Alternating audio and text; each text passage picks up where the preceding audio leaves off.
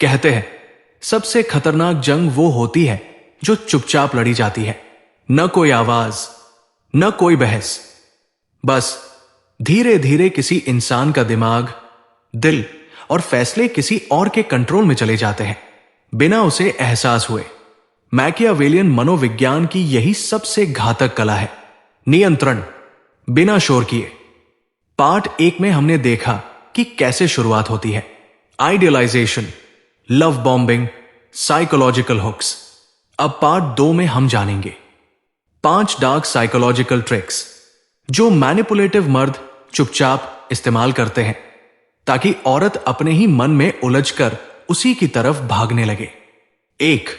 The confusion loop, दिमाग में उलझन पैदा करना।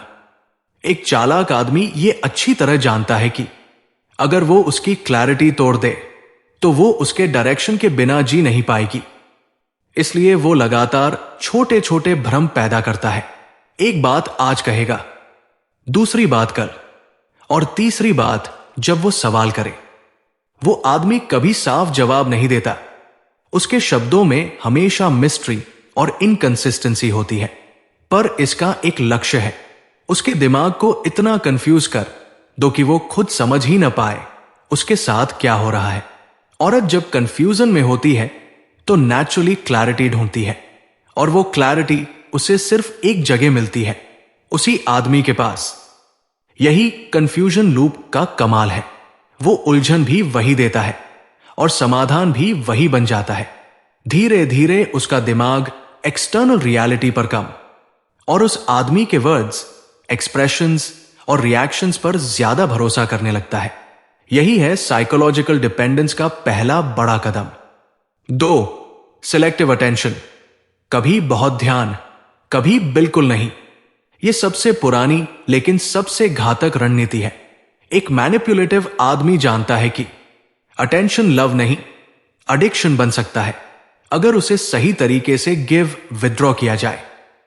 इसलिए वह कभी उसे बहुत ज्यादा अटेंशन देता है, अचानक गायब हो जाता है, फिर लौटकर दोबारा क्या दिखाता है, फिर से डिस्टेंस।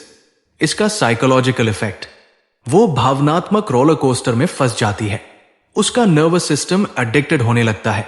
वो अटेंशन के हर हाई को लव समझ लेती है और डिस्टेंस के हर लो को अपनी गलती मानने लगती है। वो सोचती है शायद मैंने कुछ गलत किया, शायद वो बिजी है, उसको रखना है तो मुझे और अच्छा बनना पड़ेगा। और इसी गिल्ट प्लस होप के कॉम्बो से उसका दिमाग पूरी तरह उसके कंट्रोल में आ जाता है। 3.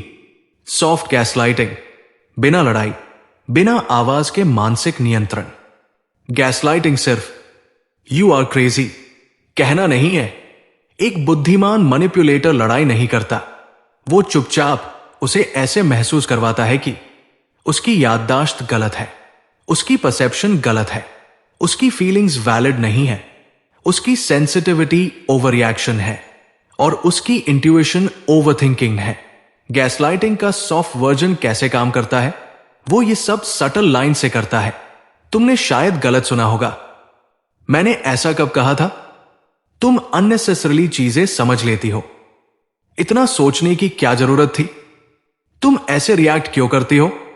वो इसे काम टोन में बोलता है ताकि वो खुद को अनरीजनेबल महसूस करे।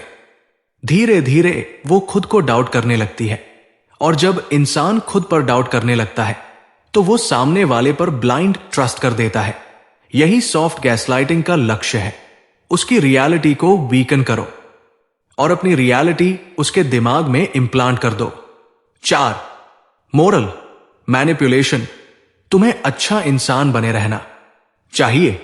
यह स्ट्रैटेजी सबसे खतरनाक है क्योंकि इसमें वो आदमी खलनायक नहीं दिखता, वो खुद को विक्टिम दिखाता है। औरत नेचुरली इमोशनली रिस्पॉन्सिबल होती है, मैनिपुलेटिव आदमी उसी गुडनेस का फायदा उठाता है। मैं इतना बुरा भी नहीं हूं, तुम्हें मेरी फीलिंग्स समझनी चाहिए, मैंने भी बहुत दर्द सहा है, अगर तुम मुझे छोड़ दोगी तो मैं टूट जाऊंगा। ये लाइंस औरत के अंदर गिल्ट पैदा करती है।